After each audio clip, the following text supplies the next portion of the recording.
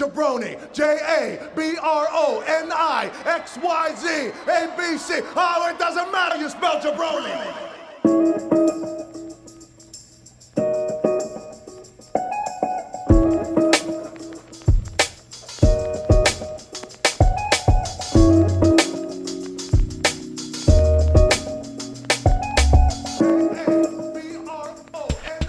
What's up, everybody? Welcome to a new episode of Two Jabronis with a Wrestling Podcast. BJ Cruz here with my tag team partner, the vegan birthday boy himself, the incomparable Jeremy Loss. Jay, a belated happy birthday. What is up, my dude?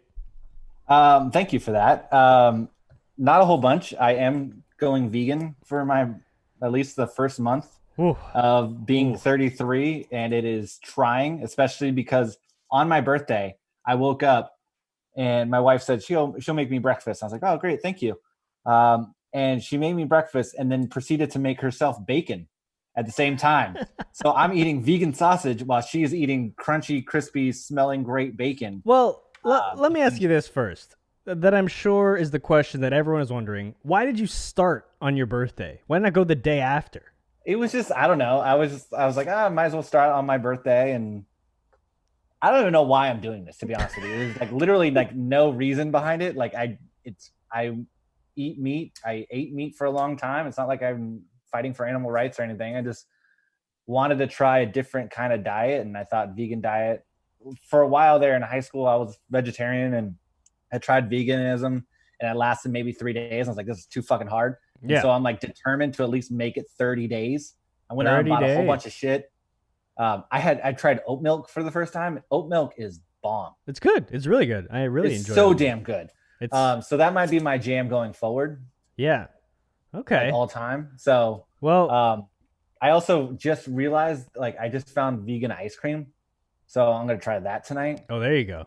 Wow. You're doing good then. So you know, off to a rough start, but you figured it out. Yeah. It's also really expensive. This stuff is not cheap. Oh yeah, it's not. So best of luck with that. When, like, we're still buying groceries for like the rest of the family because they're not doing this with me. It's just me. It's a solo venture. We have double grocery bills right now, so it's a bit of a challenge. Well, yeah, you'll rise up to it. I believe in you. How many days left? Like 26 days? 20. I got some time. Days? It's been like 3 days, so it felt like a month. to all our vegan listeners, send Jeremy some tips on how to convert to the lifestyle. I'm sure he'll appreciate it. We are, of course, brought to you by the Blue Wire Network and our friends over at betonline.ag. Don't forget to subscribe to the show wherever you download your podcasts, and if you're one of our fantastic Apple Podcast users, please rate us 5 stars on Apple Podcasts, and if you're feeling spicy, leave a review. And our Spotify people, hit us with that follow. Help us climb those Spotify charts. We need that Spotify Joe Rogan bag. So please let us help climb those charts. Make sure you also subscribe to our YouTube channel. Ben got me a really nice camera for my birthday, and look at that. Just crystal clear. You can see my beautiful face. So make sure you subscribe to our YouTube channel. Get to look at our beautiful faces and hear the sultry sound of our voices as well. Make sure that you also subscribe or follow us on social at 2JabroniesPod on Twitter and on Instagram and within the BR app. You can follow me on Twitter at Jeremy A. Loss, and you can follow Ben at Cruise Control. That's Control with a K. Though I'm not sure you want to follow Ben right now because he's on a hot take of Giannis needs the Warriors more than the Warriors need Giannis. No. Whoa. Don't throw that on me. That was our friend and first sponsor of the show, Nick Yokoyama. He's the one who put it out there. That's true. No. You went along with it, though. Of course I'm going to go along with it. Why wouldn't I go along? That's a great take. It's not a great take. It's a hilarious take. But I will. Who are we if we don't ride along with a crazy take? I'm going to laugh so hard often when you guys are pushing for Giannis for the longest time, and the Lakers are just going to swoop in and make him the star alongside AD. I'm sure he's headed to the Lakers. That's not a pipe dream at all. Jesus Christ. I do see a world though where the Warriors pursue Giannis and end up with someone like Pascal Siakam, which not mad at. You act like that's a downgrade, though. He's been he was pretty trash tonight. I'll tell you. I don't want to turn this into an NBA podcast, but I have family still in Toronto. they are ready to trade this man. What my cousin posted it on his Instagram story. My first response was number 2 in Wiggins for Pascal. He said LOL. He posted it again today during the game before they won. Said trade Pascal. I responded, lowered the offer. I just said number 2 straight up. Who says no? So as he sucks more and people get more mad, his trade value decreases, which is fantastic for all of us. All right, that we went on a basketball tangent. Sorry, 2 hoop heads. This is what our group text consists of. But it is now finally time because we have a big weekend of wrestling ahead of us. So Snuck up on me. Oh yeah, let's stick to wrestling. And for this week's Stick to Wrestling segment, we're talking All Out. AEW's second biggest pay-per-view of the year, biggest pay-per-view. Like, first of all, where do you stack it? I consider it to be their WrestleMania, though. Really? Tony Khan appears to believe that Double or Nothing is their WrestleMania. That's I've always thought like All Out, considering this is it is birthed out of All In, that this is their quote unquote their WrestleMania. But it is one of their top 2 pay-per-views. It's this and Double or Nothing. And this is a monster card. We were just talking about this before we started recording, that this card has 9 matches on it? Which 9 matches, probably one or two probably on the buy-in. Still a lot of matches. But I got to agree with Tony Khan. I think Double or Nothing is their WrestleMania, just because of how they debuted it the first time, right? Because All In was fantastic. It was still very much, that was an indie show, right? It was a glorified indie show. And then when they converted it to All Out, under the AEW umbrella, it kind of, I don't know if it lived in that shadow, but Double or Nothing, the first Double or Nothing was so memorable, right? Like they crowned the first champion, Mox debuted, so there was just so much that happened at that event where I think that is now the top show for the brand. But, that being said, All Out is going to be basically, if WrestleMania is the Double or Nothing for AEW, All Out is the SummerSlam. Right? Yeah. And kind of in terms of proximity. Time-wise, that makes sense. Yeah. Yep, exactly. Time-wise, that makes a ton of sense. And I think you make a good point. Also, I don't know if you heard Tony Khan said that like Double or Nothing kicked the shit out of WrestleMania this year, which I don't think it's that crazy of a statement. It's a take. I would still say it's a hot take to say, and he also acknowledged the fact that he said that to grab headlines and to make news, right? Because everyone's going to gravitate toward that, whether you're a WWE stan, an AEW stan, or just a wrestling stan in general. You're going to feel a certain way about that quote. So that was a very smart thing for him to say, because the verbiage is what makes it interesting, right? He didn't say Double or Nothing was better. He didn't say Double or Nothing was pretty good compared to WrestleMania. He said kicked WrestleMania's ass. So it's pretty strong language coming from someone who's comparing themselves to a competitor. But, I still think it's a hot take because I actually think WrestleMania was pretty solid this year. Double or Nothing was also pretty good. But, we'll see. SummerSlam was really good this year, so we'll see how All Out compares. This one's going to be tough to actually match SummerSlam, because that was one of the, and we talked about this a couple shows ago. Like that was one of the more memorable SummerSlams that I can remember, more memorable ones in recent times. So, it'll be interesting to see how this kind of stacks up. Let's just dive into this. We'll work our way from the preview show up to the main event. Yeah, let's do it. Kicking off the show, and this actually got a lot of heat to the fact that this is on the pre-show and not on the main card. But now that we learned certain aspects of what this match is going to entail, it makes a lot of sense for it to be on the pre-show. It is the Britt Baker versus Big Swole tooth and nail match. This is Britt Baker's return, but it is also a cinematic match that, get this, is taking place in Britt Baker's dentist office. And which is, by the way, when I first heard that they were facing off in a cinematic match, my first instinct before I even heard about the tooth and nail stipulation was, it would be hilarious if they just wrestled it in a dentist office, like preferably Britt Baker's dentist office.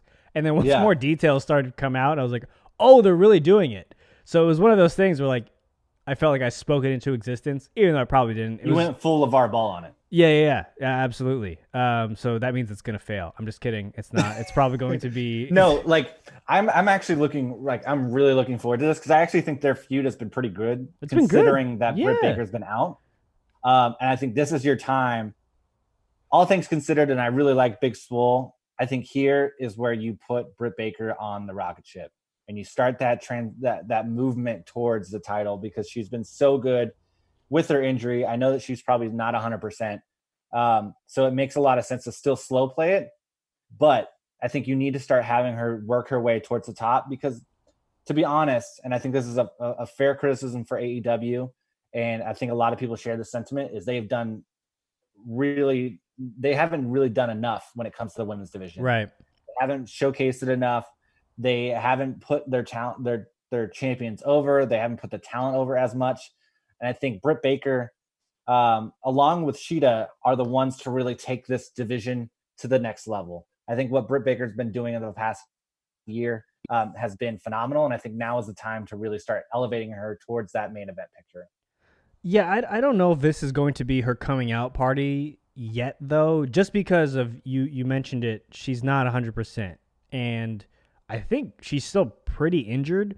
And the cinematic match will allow AEW and Britt and Big Swole to kind of cover up for that, right? So they'll film this beforehand. They can take a bunch of takes and just play to the strengths of Britt physically, like what she can do. Because I don't think she can do everything. I think if she was 100% healthy or she just had the broken nose, I think she's rocking in the ring in a live match, right? And this is not a cinematic match. So I think everything you said thereafter is probably true in that it's skyrocketing her. But I don't know if it's this match that's going to, or maybe it's this match that leads to another match with Big Swole that will then take her, start taking her to the top.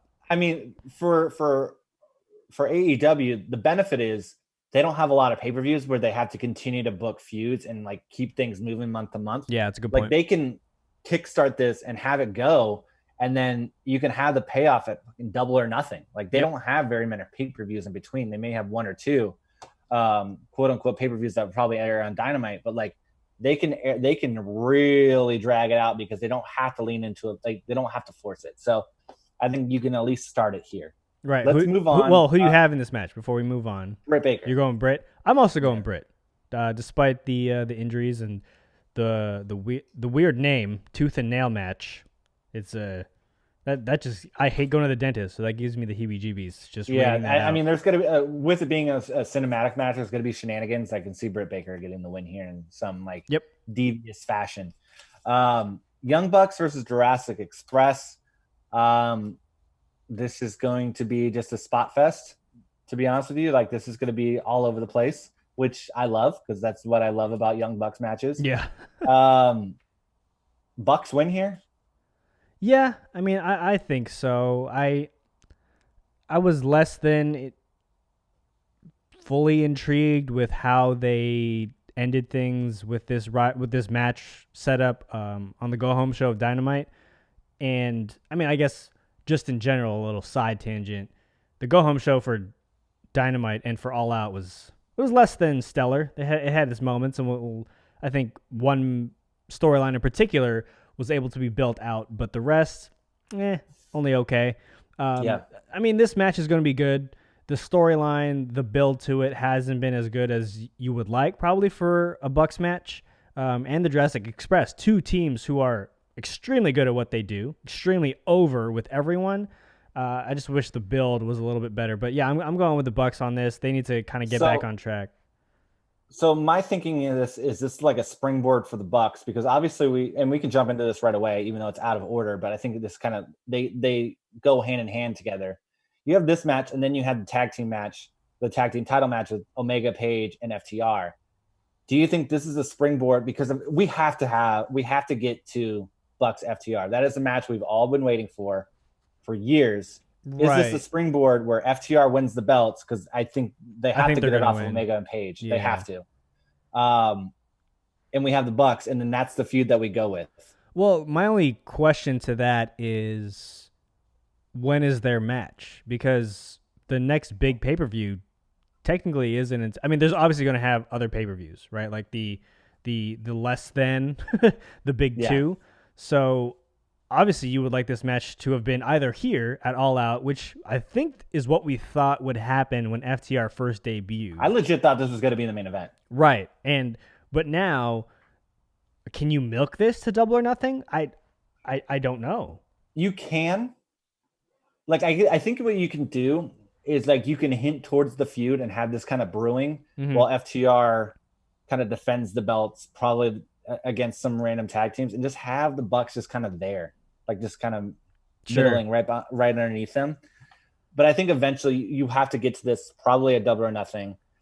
I think both teams win. I think FTR definitely comes out of this with the belts. I think they are getting billed the way that they should have been billed in WWE. They are being billed as one of the best tag teams, and I think we are headed towards the breakup that I've been waiting for the longest effing time, Omega and Page. And though I'm a little confused as to what is going on with them. It's really confusing. I mean, the Go Home show didn't really do much to clarify that, because now it looks like Kenny's going to turn fully on Page, right? Like before, go back to the cleaner. They'd been setting it up where Hangman was definitely going to turn, kind of left us hanging, no pun intended, but it was a little disappointing that I think they waited too long to pull the trigger on Page or on this turn in general. And now we're left in this weird space where it's like, now it looks like Kenny's going to turn back to the cleaner, which is fine, which is great. Like, I'm all for that. But the way that they kind of ended things on Dynamite was a little bizarre, and it wasn't as clear as I would have liked it to be. Yeah. Is all. Yeah, I mean, I'm just a little confused. I agree with you. I think they've waited too long with this. Like, this should have happened months ago, and we could have had really something special out of here. And maybe you would have had your natural babyface in Hangman, and then your heel in Kenny Omega, and that's your feud going forward. Yeah. I think maybe that's still the feud going forward, but it just feels a little bit more muddled right now. Yeah. So it's not a perfect situation, but I think FTR winning the belts is the right call. Oh, absolutely. That frees up the tag division to be refreshed, because their tag division is great, but at times, like especially with Omega and Page holding the belts for so long, it kind of got stale until FTR kind of got into the picture. So now we're back into where, like, I'm personally really rejuvenated about this tag team division. I think there can be some really special matchups outside of the Bucks FTR. I think there's some really great things kind of brewing. Oh yeah, I mean, the thing about their tag team division is, like, they're deep, right? It's like incredibly deep. FTR can defend the belts against Private Party. They can defend the belts against SCU, Best Friends. Like the list there is kind of endless, and that will give you time to really set up the Bucks FTR match, which is going to be a banger. It's going to be that's going to be a money It's going to be maker. like, oh God, I can't wait for that match. I was really hoping that it was going to come sooner rather than later, but I mean, I guess good things come to those who wait. Let's move on to Matt Hardy versus Sammy Guevara in a Broken Rules match, which is essentially a last man standing match. Yep. Though the other stipulation is if Matt Hardy loses, he must leave AEW. So in that sense, I don't think he loses. I mean, yeah, I'm going with Matt here, or they put Sammy over and Matt will just convert to. So Matt Hardy has to lose, or Matt Hardy has to leave. I'm sorry, but what version of him has to leave? Oh, that is a good nugget there. Yeah, I mean, that's smart. I mean, these two guys have beaten the shit out of each other this whole feud. Oh yeah, I mean, I don't know if you read all this stuff about Sammy catching heat for throwing the chair at Matt's head, busting him wide open. So it'll be interesting. I mean, I'm picking Sammy here despite the stipulation, because I do think there'll be some way for them to work around that language of having to leave AEW. And he'll just convert to one of the other many, many versions of himself that he has. That's a good point. Yeah, I think this match is going to be incredible. I think Sammy, outside of his issues away from the ring, is a bona fide superstar for AEW, and can really do some great things. And I think this could be the moment where he kind of elevates. Though I'm wondering, at what point does it's funny because every time it seems like we talk, I always talk about some, like, a faction or somebody breaking up. Like, at what point do you start looking at Sammy or Jake Hager or Santana and Ortiz leaving the inner circle? Ooh, I mean, I think if you had to power rank it of who would leave first, ideally it's Sammy, right? Because he has the highest ceiling of everyone in that group. Yeah, he can in terms of outgrow being the like organization, like the next superstar for AEW, right? Like him and MJF should be carrying the company kind of moving forward because they are that good and they're also on the younger side, right? So I think, power ranking it would have to be him, then Santana and Ortiz, then Hager, kind of in that order, because I feel like Hager has in essence become like a Diesel to Chris Jericho's HBK, right? Okay, hold on, wait a second. You did not just throw out Jake Hager is becoming. Oh no, I'm just saying he's just like he's playing that role of like a bodyguard.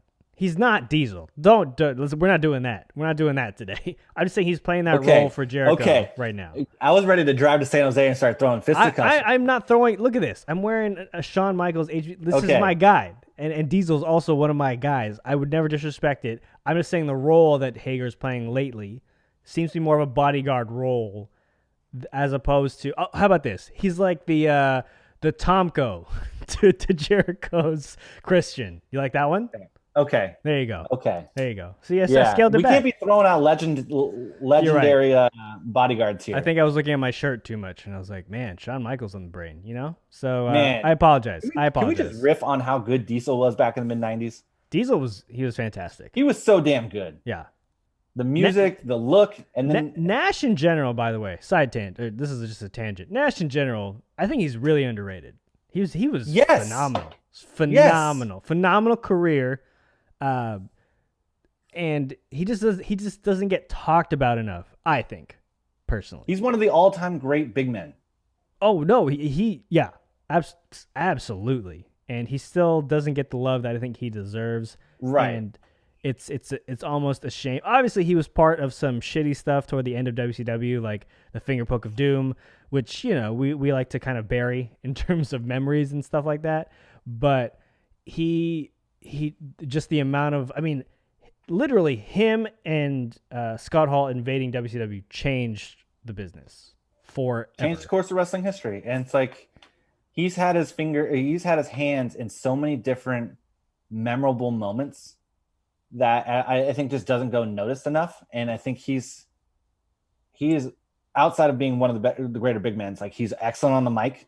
Oh, he was nimble as a big man. Everything about him was excellent. His moveset was what struck me as a kid. It was just like, it was so fluid and it made sense. Yeah. All his moves made a whole lot. Jackknife was an incredible finisher. I always separated the jackknife from a powerbomb. I know it's a jackknife powerbomb, but the violence of the jackknife was just always on a separate level. Also, great name. Oh, elite name. All right, great name. We've diverted. that was our all right, let's Kevin Nash tangent for the show. Let's move on to. All right, let's move on to the Dark Order versus Matt Cardona, Scorpio Sky, and the Natural Nightmares. I think this is an 8-man tag. This feels like a Dynamite match. It does, but this also feels like Cody's coming back. Yeah, I mean, he has to. Like, his best friend is involved, his brother's involved, the faction that took his title. Yeah. Which, by the way, TNT title not on the line in this card. Is it mean like that can only be challenged? Like you can only defend it on TNT? That'd be weird. That'd be weird if that was. But no, he defended it at he defended it at the last pay-per-view. So which one? That's negated. Didn't he defend? No, I'm sorry, not the last pay. He defended this at Double or Nothing against Lance Archer. He won it at Double or Nothing.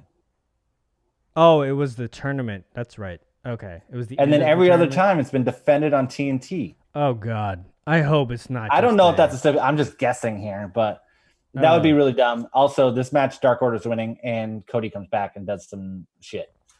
Oh no! This fancy booking alert. You have fancy. We need to have a button because I have a thought. Okay, shoot, hit me. Cody joins the Dark Order. I knew that's where you're going. I saw the look in your eyes. And I wasn't opposed to it. But no, he was low-key teasing kind of a heel turn, right? Yeah, let's do it. Like his arrogance has been building a little bit during this open challenge. So Yeah, I'm all about it. let's get weird. Let's have Cody join the Dark Order. Who I'm fucking all about cares? it. Yeah, I'm all about it. I mean, the Dark Order sucks. We need to make them. We need to make them like The relevant. Dark Order sucks. Brody Lee is great. I love Brody Lee. I'm all in. Yeah, he's pretty good. And like I will say, like the segment that they had when they beat up Cody, That was great. It was great. Good segment. But now I just want to see Cody in the Dark Order, even though Cody is part of the Elite. I still want to see it. I want to see some crazy stuff. I want to see something interesting. Yeah. 21 man casino battle royale match. Gotta get that extra person in. Don't leave that one person out. I know. AEW championship opportunity. I don't even know who's in this match, to be honest with you. I think they showed everyone on the Go Home show, and aside from like Brian Cage, who kind of makes sense as the next challenger, but he already did that, right? I feel like we're gonna get a surprise entrant.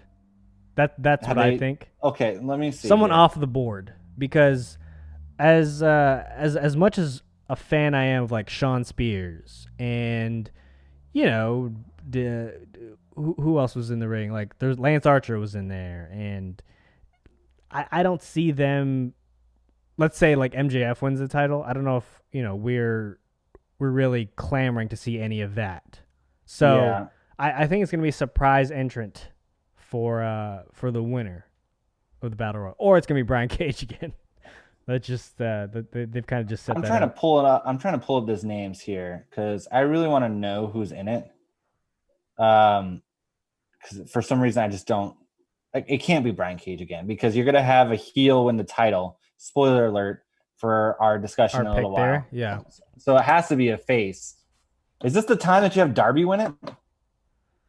Ooh, but I mean, he's had a title shot already. I mean, that wouldn't be the worst pick. That wouldn't be the worst win for someone. So yeah, Darby's a good call. I actually like that because they've also been isolating him, in terms of the focus of the match, right? Like he crashed the party at the on the Go Home show. So Darby MJF, that I could get into some of that. I'm into it. Yeah, I'm into it. I could get into that. We had the AEW Women's Championship match between Hikaru Shida and I think she's the NWA champion. NWA Women's Champion, yeah. Thunder Rosa. I think you have to have. I mean, this match is gonna be good. It's gonna be really good. Shida's awesome. Thunder Rosa's great. I mean, if they really want to put like Thunder Rosa over, I don't know what her contract situation is. I don't know if this is a one-time thing or if she's actually joining AEW. Yeah, I don't either. It's have her win weird. It. Oh, and have her be the double champ. Oh, interesting. I kind of like that. They need to do something to spice up this women's division. Yes. Also, this is I'm making another call. Please change the belt. Give them a real belt. Not. Oh, you don't like the mini belt? No, I don't. It just doesn't. it doesn't feel important because of literally. It looks tiny. It looks like a wristwatch. Like give them if you want the women's division to be taken seriously in AEW, which is something they've constantly promoted, constantly talked about, and yet they haven't given it the proper amount of time on TV. They kind of default it to dark a lot. Like give them a real belt. Give us a reason to focus on the women's division, right? It's just a little counterproductive to what they've been trying to say about the women's division in AEW, and I think it starts with the belt. Like make the belt feel important. Yeah, I mean it looked great when I was on Riho, but now it's a little too even small. Then I was still very anti. Like that's the belt, like that. Yeah, come on. So if they really wanted to throw a wrench into the women's division, and I'm on fantasy booking alert right now, so you're gonna get some shit out of me in these next few. This new camera has got you fantasy booking left and right. I'm thinking about things like this is a big show. They need to spark the women's division, and there's just one gigantic women's wrestler just sitting out there without a job who could really bring some star power to All Elite Wrestling. I don't know how they feel about her personally, but there is a one Tessa Blanchard out there. Right. She's sitting out there. Although I forgot who we talked to about this. I think WWE has her firmly in their sights. Oh, I don't know where things stand with her. Oh yeah. I have no idea. This is just me fantasy booking. Like, I think for her, she would be the immediate A star for the women's division within AEW. Granted, I think there's better matches for her in WWE, but I don't know how well she'd be booked there. But that's just me fantasy booking. Outside of that, I think Thunder Rosa wins because I want to see it. Sure. No, that's a good call. I'm with you on that. By the way, the thought of a Tessa Blanchard, Britt Baker program, thumbs up. Giving that a thumbs up on the old YouTubes. For the visual listeners. I mean, Tessa was part of All In, so Right. So sign me up for some of that. All right. The match I might be looking forward to the most. This is my main event. I might clock out like after this is over.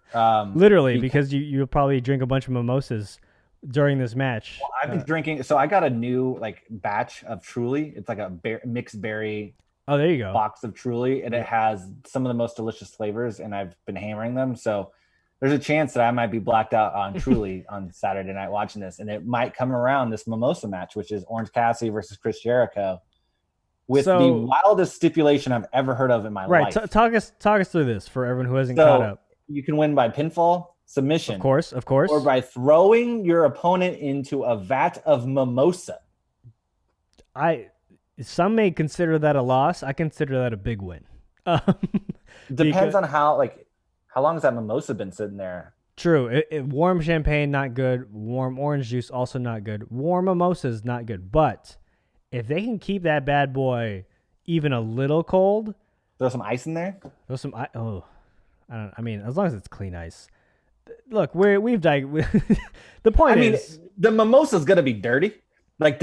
Sure. Would you drink? Okay, so another question for you: if you were thrown into a vat of mimosa, would you try to drink your way out? It depends how deep. I'm assuming this is gonna be like a kiddie pool sized amount of mimosa. Because anything beyond that seems dangerous. I can't swim. Like a lot of champagne. So this is my nightmare, right? To be thrown into any body of water or liquid where I can't, or getting out is not a certainty. But if it's a kiddie pool of mimosa, you're fine. You can't drown. Just have a couple start sips. Swimming in it Yeah. You gotta embrace it. You know what I mean? Yeah. Now, if it's an Olympic-sized swimming pool full of mimosa, no, I'm out. I'm out on that. It's also it's gonna be a. So I don't know if you've ever so when we worked at BR, we had a champagne room one year for Christmas, and it was we celebrated. That room's never been the same. We won a championship. Yeah, and I don't know if you've ever I still remember the smell of stale champagne. It's brutal. Kind of lingering on my body. Oh, it is the worst smell on the planet. It's disgusting. So, but they have showers there. They'll be fine.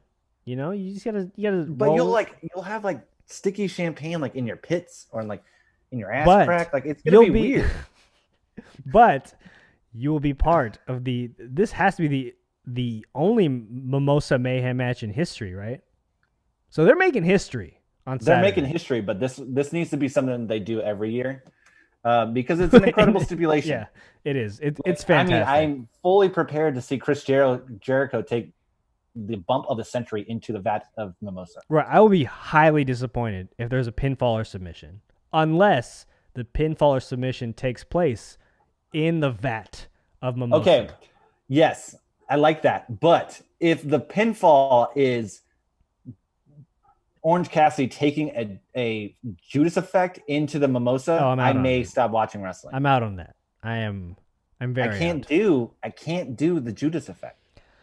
Me neither. There's a lot of things about Jericho right now that I cannot do. But he's so good. He's so good. He's very good. I love the code breaker. I love the walls of Jericho. Did you happen to see that code breaker that I put up on social today? Oh yeah. Joey Janela sold the shit out of that. He damn near killed Joey Janela. That was fantastic. But yeah, I think this is the time to really. I mean, they're already putting Orange Cassidy over, but now is the time to really just all right, here you go. Maybe this. So this is a little this could be something too. This is your baby face to face MJF. You need a baby face Like for the they're going to title. do a rematch between Mox and MJF after MJF wins the title. But I think Orange Cassidy can be that second wave of babyface that you need because he's so over and he's been having an incredible program with Jericho. Yeah. And I think he wins here to really elevate him to the next level. And I would love to see MJF Orange Cassidy for the title. I mean, I think he's proven that he can hang in a big storyline, right? So I'm absolutely with that. And MJF versus Orange Cassidy, like that feud in of itself is and that's might be around the time like even bigger crowds are coming back. I'm in. Like, take my money. You know what I mean? So all about a potential Orange Cassidy MJF feud. All right, let's transition to the final match of All Out. We've got the AEW title on the line. The champion Jon Moxley defending against one of the best wrestlers on the mic ever already at such a young age, MJF. And we've alluded to this kind of leading up to this match specifically. MJF is winning this bad boy, right? Like this 110%. This is where you make a megastar. This is where you do it. Yep. And Mox I think Mox is ready to. He's ready to put give him it to over. him. Yeah. Mox is all about good stories. He's all about good characters. He's gonna do it. Yep. He can put him over, take some time off, and then come back and face him again. And then we can potentially do Orange Cassidy MJF at Double or Nothing. Or we can do Orange Cassidy MJF in the meantime and do the Moxley rematch at Double or Nothing. It doesn't matter. Either way, I think those two matches set up well. But MJF needs the belt. I think they need to transition the belt back to a heel that's going to be there consistently. That could carry the first. Like, I'm not trying to dog Moxley here. He can do it all too. Yep. But I think what you can do with MJF is really have him carry 30 minutes of the show. Like, you can literally just say, go out there and fucking talk. You just hold the belt and like rip people. Yeah, just be an asshole and carry it for 30 minutes. And there you go. That's it. I think he just separates himself in that way. And I think he would draw so many eyes on the people that just want to see him get his ass kicked. You know what I mean? Like, so many people would watch. I think that was a big draw. And it's a loose comparison, but like people would watch Floyd Mayweather fights, not only for the fact that he was a great boxer, but they just wanted to see him. They wanted to see if he can get his ass kicked. Right. Same with Conor McGregor. He was a great talker. People loved to listen to him, but people trying to like watch not only because he was a great fighter, but they like people wanted to see if he can get his ass kicked. Like, right. And that's what MJF is going to do. He's going to pull you in because you're going to want to see him get his ass kicked. And that's so special that you have to put the belt on him and let him carry your show for the next 6, 7, 8, 9 months. Yeah. And also see what you get out of him. See what you got. Because you don't know if you have a main event player. You know you have a really great heel, but you don't know if he is the superstar that you're hoping that he is. Right. Yeah. Mox has been, I think he's been really, really good as champion. I think their first two champions have been really, really good, right? Jericho to Mox. I think this is just the transition that makes the most sense for right now. And especially with fans coming back, obviously in small pockets, but MJF is that dude right now. And it also gets them out of that shadow of every champ that they have is a former WWE's. Right, exactly. This creates their first organic star. That's just theirs. That's just their champion. So now's the time to do it. And it's going to be on a very, very big platform, at All Out. But it is time. It is time for by the way, if anyone hasn't seen the MJF interview that he did with our boy Chris Van Vliet, please check that out. It is one of the funniest interviews I've seen in life. He takes room service in the middle of it. It is not room service. It is room service. He answers the door for room service during it. Oh, it's absolutely incredible. So, man, All Out. It's going to be a great show. I'm really into this. It's going to be a lot of wrestling, but we just had, a little brisk payback last week, a little 2.5 hour joint. So I'm ready to strap in for 4 hours. It's a long weekend too, so we can just really enjoy a night of wrestling. Yeah. One thing that I am not enjoying And we're shifting gears here pretty suddenly, but like the IIconics are no more.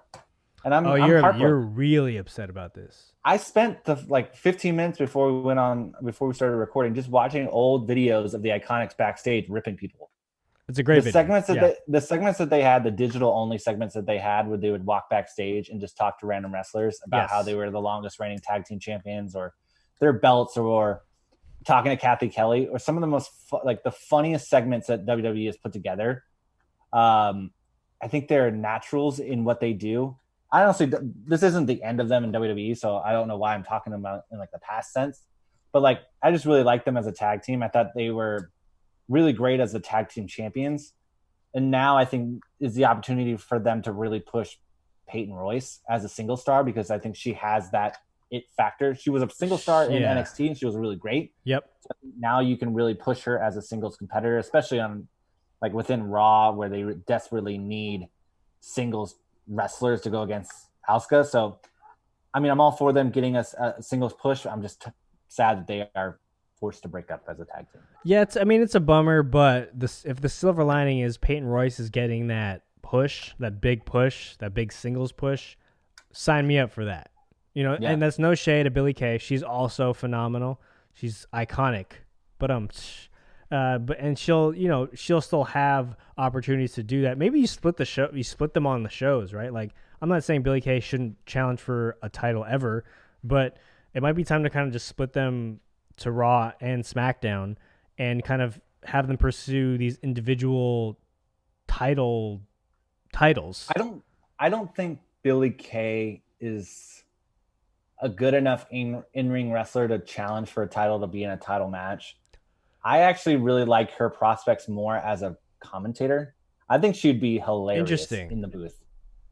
Like NXT or Raw, SmackDown, just any of the three shows? Yeah, I think she'd be fucking hilarious. Like those segments, she breaks people every single time. Oh, she does. She's hilarious. She's very charismatic. I feel like she improvs really, really well. She thinks really fast on her feet. So I'm with that. I'm with that idea. I'm not trying to say like she can't wrestle. She can 100% wrestle. Yeah. She can go and like she can do work in the ring. I just think Peyton is a step above her when it comes to in-ring work. Sure. And I think Billie makes that up when it comes to the mic skills, because her mic skills are hilarious and they're great. Oh, she's a natural on the mic. It's crazy. So, I mean, they both have a really bright future in the company. I think they can both do really good things if booked correctly and given the chance. I just don't like seeing the tag team go away. What I didn't like most about it was the way they went out. They had came like out of no time, right? Like this, and that stipulation, like you either get a tag team title shot or you need to break up. A little random, a little weird, super random. And so I didn't love the way that they went about it. Like that's fine if you wanted to do it. They sprinkled, hints that it might come earlier. Billie Kay slapped Peyton Royce, a few weeks ago, and you're like, oh, they might do this. And that's fine if you want to have your classic turn, you break up a tag team. This was just a strange way to do it. And especially WWE Social kind of hopping on that too, being like, this is the end of an era, and they're kind of they're flashing back to all their moments together. It was a little strange, but again, if we get Peyton Royce in her singles run, all about it. Yeah, so we'll see. Another thing that we wanted to touch base on really quick was the 4-man Iron Man match on Tuesday. Unfortunately, I haven't got a chance to fully watch that match yet. Well, yeah, 'cause it's an hour long. But I did see the finish. Yep. I did see the finish. I do know what happens. And to be honest, I'm a little disappointed at the fact that they could not pull the trigger on just making a decision of who wins. Sure. And they were carrying this out to another match. Sure. Like you have an hour. And correct me if I'm wrong, but they did not do overtime like they usually do. No, because the show was out of time, literally. Yeah, it's just like I think that's a mistake. It wasn't on a pay-per-view where you can, if they're running it on the network, they have all the leeway that they need. With USA, as much time as they give WWE, they're still kind of a hard stop. And then they got to get to those NCIS remakes. It's Law and Order SVU, and you need to get it right. Okay. Pay some respects. But yeah, I think it was I don't like the fact that they basically utilized an Iron Man match for a stepping stone. Right. Yeah. Those matches are significant. Granted, like these are really 4 great workers, and the match that we're getting out of it is going to be incredible. Oh, it's going to be a banger. Like let's. I'm trying to focus on that. It's going to be a banger. I don't like the fact that they utilize that as a stepping stone. With that said, another big takeaway out of this is like just the performance that AEW and NXT are having on separate nights and the benefits that they're both reaping. Like NXT did a really great number on Tuesday, and they're doing another Tuesday show this upcoming week. Yep. Like, at what point do they just say, like, all right, fuck it, we're going on separate nights? Like, it's benefit both of us. I feel like the other company is waiting for the other company to go first. You know what I mean?